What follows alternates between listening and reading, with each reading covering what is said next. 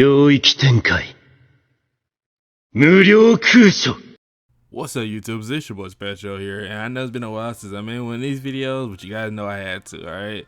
Fire Emblem, Path of Radiance. Man, this game was a fun game to get into. It was my first Fire Emblem game I ever completed. It's not the first one I ever played, because I played one on the Wii, but I never bothered to learn the mechanics and actually learn how to play the game completely. But for a tactical game, this isn't my first one either, because technically that go to John Art. That was probably like my first tactical game, and for I can remember at least. I don't remember playing any tactical RPG games like that when I was younger. So yeah, this is very much an interesting new territory going into as far as gaming goes for me at least.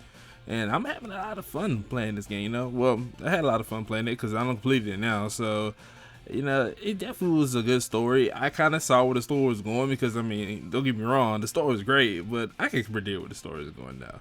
I kind of got a little confused in a couple of the details, but my favorite character is definitely still Ike and Titania, and I like the whole cast, honestly. The whole Grail Mercenaries, I like everybody on the team. I like their development throughout the whole game, honestly.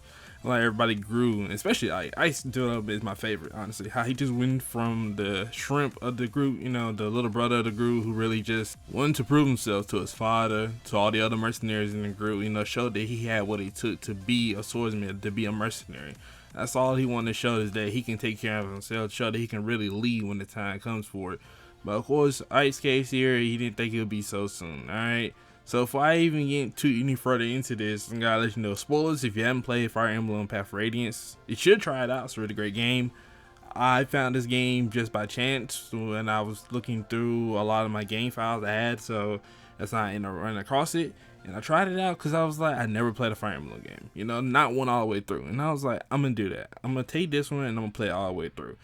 And I chose this, and it was fun, honestly, really fun. You know, it was a lot of things I missed, like for like the first like 7-8 chapters. You guys are following along with me through my playthrough. You would know that I literally did not use the shot for like the first 8 to 9 chapters, and it's not because I was just making it hard for myself. It's because I didn't know the shot existed. I was under the assumption that this game didn't have a shot. Now, a lot of my knowledge going into this game about tactical RPGs was only limited to just John Art, and other than that, I hadn't played any other games. So I was kind of like under the assumption that this game was gonna play pretty similar, which I was right, because for the most part it did play pretty similar to that game. And John Art is not that much new. It's like a 2006 game. This game was 2004. So, you know, it's like, I was kind of like, yeah, okay, and John Art has like some more, a little bit of new mechanics, but for the most part, you know, these games feel pretty similar. But that was what I thought early on playing this game. As I went along and I came to the realization of, oh, I can't get my characters back. You know, like when I was playing it and I lost the character, and I lost a, what was it, priest? I think it was a priest in the beginning. I can't remember his name, man. I think his name was Rye. And in the beginning, that was like around chapter 3-4. Now, because like I said before, I only played John Art before, you was able to get your characters back in that game. You know, even if they died, they would still be there for the next battle. But when I went into the next battle and I realized, oh, he's not there. Where is he? I'm looking for him. Where is my priest? Like, where's the guy I had that was healing my team? And then that's where they had me puzzled for a second. So I'm scratching my head and I'm wondering, I'm looking up and down. Like, this is my first Fire Emblem game I'm playing all the way through, guys. So I'm not experienced Fire Emblem games at all. It was a very interesting experience for me because I was very puzzled by this. Like, I'm genuinely just looking, and it's like, where is the character? So I hate to Google a game when I'm playing it because I feel like I'm just basically spoiling myself and ruining the experience for myself. But I had to, guys. I had to know. I had to know, because if this was going to keep happening going forward, I was wondering if it was a glitch in the game or if this is just normal for Fire Emblem games. And then, you know, of course, I got my answer for Google because I was like, oh, this is normal for Fire Emblem games. When you lose a character, they're just gone. You know, you don't get these characters back once they're gone. So that was really cool experience to experience, because I honestly never experienced a game that was, I'm saying experience a lot, but you guys get my point, right? I'm basically saying that I never played a game that honestly had me lose a character and that's permanent, like basically a permanent death character like that in the game. You know, you don't get them back for the rest of the game. I never played a game that quite did me like that before. So I didn't really know how to take that, and I didn't know how to really like utilize that. And I just kept going from there because I was like, oh, because by that point I came to realize that this whole situation was going down. I was already like, what, 2 or 3 chapters ahead, because I had switched. I took him out and I was like, I didn't think about it too much until I got around like chapter like 8, 9, maybe 7, 8, 9, somewhere around there.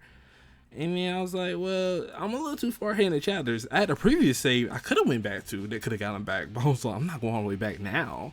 I'm already this far ahead. And then a lot of more things started coming across that like was really having me in turmoil because I was playing, and the more and more time went on, I'm losing weapons. My weapons are breaking. I'm taking weapons from enemies. That's how I'm getting my weapons back. Like, I was just playing with no shot, guys. I'm not kidding. When I was playing, I can't remember how many chapters I went like that. I maybe went like all the way to like chapter 10, chapter 9, somewhere around there. Maybe a little longer.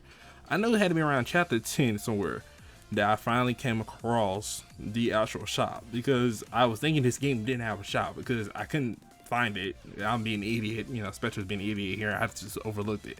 Alright, and I was just looking for it one time, and I was looking through the stats, and you know, you can equip weapons and, you know, skills, and you gain those things, and you can also, what was it? I'm trying to think of the, no, not just the skills, it's the weapons, and then you can also forge things. Yeah, and that's why I was looking through the forge. And then when I came out of the forge menu and I came back, and I saw shop at the bottom. I'm like, oh, I'm an idiot. I'm a real life idiot. Like, I can't believe I just overlooked this entire time. That's actually crazy. I was actually baffled that I played this game the entire time without, up to that point at least, without using no shot. That was crazy. So that was like a really funny, crazy experience for me. And I was just trying to really think, like, how the hell did I not see that the entire time? But nonetheless, the characters, I love them all, alright? Even the villains, alright? The villains live up to who they are. Villains, alright? There ain't no redemption arc for them, none of that. They had what was coming to them, all of it, alright? I enjoy every bit of this story, even though it was, like I said before, the story was a little cheesy, alright? You know, your typical young mercenary become hero story type deal.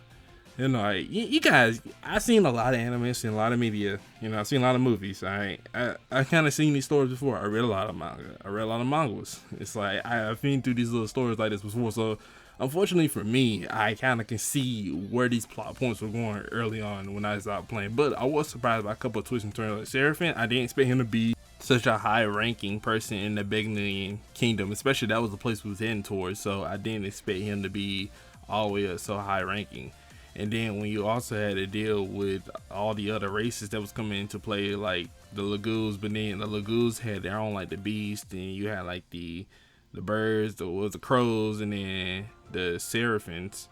I think I'm saying their name right. And then you also had the dragons, and then you also had, I'm pretty sure there might have been more we might not even known about, but it was a lot. Alright, the Lagoos were really cool, honestly. It was really messed up to see what they was experiencing in the story and how they was just treated throughout the entire story, and Ike was fighting against that injustice that was going on. So I was very proud of Ike to see how he was just growing and bringing people together, and how his army looked before the final battle, because it was just everybody's together, you know, no more discriminating, no more pushing anybody out, no more calling them like beast or anything like that. Just, you know, everybody's working together. You know, Lagoos kind of warm up to the humans, and the humans kind of warm up to the Lagoos. So it was like, it was cool. All right, it definitely started having a strong respect for one another, and that's something I like to see. You know, and I like to see how they all work together and see how their dynamic changed over time. Especially then you also encounter some of the Lagoos like that was chained up and treated as slaves, and how they're different from the typical Lagoos. They come from Galea.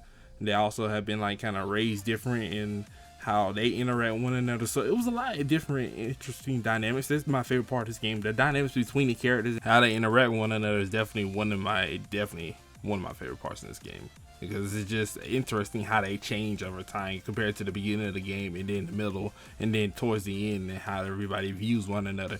And then with Ike's situation, Ike definitely goes through the biggest changes, because he goes from the kid, the reckless kid who honestly just want to prove himself and show everybody that he has what it takes, to the kid who didn't want to really get thrust into this, but Ike knows that he must become leader. You know, don't get me wrong, Titanian had the potential, definitely more than capable of becoming leader of the New Grail Mercenaries, but at the end of the day, that legacy was definitely meant for Ike. Grail wanted Ike to be the one to take over. Titanian knew this. Everybody in the entire mercenary knew this, but you know, you got Gassery, Sharonley and them, they just didn't acknowledge Ike. They didn't think he was up to par for the, you know, for the road, so they couldn't acknowledge him. You know, they went and did their own thing, because at the end of the day, I don't blame them either, because despite them knowing Ike for so long, they just didn't see him fit to be leader. They rather somebody be experienced to lead them and show them the right way and lead them down a better path. Because if it had been like Titania taking over as leader and then she handed it over to Ike, you know, that power had set better with them than it had been just like taking over from the moment that Grail was gone.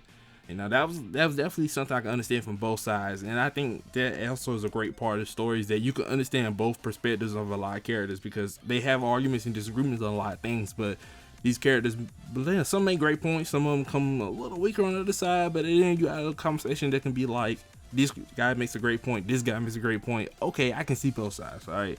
And you won't really lean too far to your left, you won't lean too far to your right, you might just be right there in the center, you might just be standing like, I can see both sides, so I can respect both decisions and why they did what they did. At least they did come back around, because also, I bring this up while I'm already at it, is that I didn't know you can recruit people, right? When I was recruiting people in the beginning of the game, it was just by coincidence, I wasn't recruiting them intentionally. I wouldn't figure this out till maybe around chapter 13, 14, and this is after I had already missed Gatsuri and Astrid. I don't regret that though, because they were annoying to try to recruit. Astrid's got to be the most annoying character to deal with in this game, honestly, especially in that one battle. You guys know what I'm talking about, right? On the ships. And this is such an annoying. She's such an annoying character, because not per se her personality. It's because what she does in the middle of that battle. She purposely keeps charging into battles, and it's so annoying. I had to literally cage her in to keep her from keep going into battle. It's like trying to protect her, and at the same time, it's like keep recklessly rushing it. It was very annoying. All right, I don't regret not getting them at all, because at the end of the day, I felt like she just wouldn't have been. I wouldn't have probably used her anyway. She was just a liability. I did want to Gatsuri, but unfortunately, like I said at the time, I didn't know, and I was really frustrated in that battle, because it's honestly getting on my nerves how she just kept dying. I lost that. I think that's the battle I lost the most. I probably lost like 5-6 times in that battle, simply because of the fact she kept dying. Every time I took my eyes off her, she just kept dying. It was so annoying. All right, but anyways, this game is great though, man. I love this game. Alicia went through a very great character progression as well. I like her development as well. Her development is very strong, just like Ice's. You know, going from the princess and then realizing what she has to do and how she wants to protect her people, and realizing that having the strength for the mercenaries around her and having Ike by her side can also give her the strength she needs to push forward whenever she fell down. Don't get me wrong, Alicia was definitely very capable. You know, very brave, and she definitely had a great leadership. She just had to have the motivation to push her to keep going forward, and also to keep herself, you know, standing tall. You know, when she was in Begony, and she definitely did great there, definitely negotiating and trying to get, you know, help to rebuild Crimea and also fight the war against the dying empire and against the king. So, yeah, there's a lot I can dive into with this game. And there's also so much more, but I don't know, I may have to make a longer video for this, but for right now I just want to give you guys my thoughts on how I feel about the game. The game's definitely sitting at a 9 out of 10 for me, and the only reason I 9 out of 10 is because, well, the ending was kind of weird, because I thought the whole Dark God thing was going to lead to something, but maybe that was just me. Alright, thanks for watching. Hope you guys enjoyed the video. Like video, slice out the video, tell me what you think, comment below, and tell me what is your favorite Fire Emblem game, and tell me what Fire Emblem game I should try next on Spectro. I can't wait to see you guys next time. See ya.